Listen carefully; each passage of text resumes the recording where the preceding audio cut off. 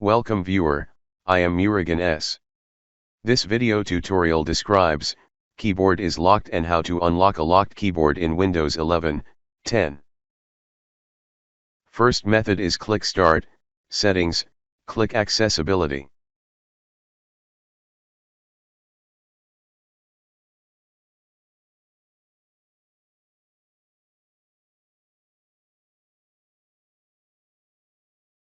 Click Keyboard, turn off filter keys.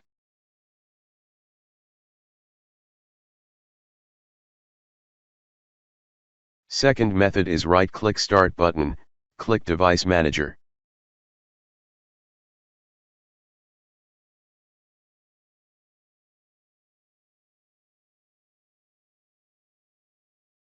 Right-click Keyboard, click Update Driver.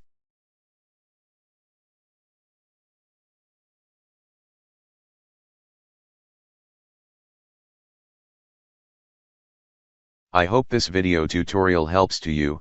Please like, share and don't forget to subscribe my channel. Thank you very much. See you next video.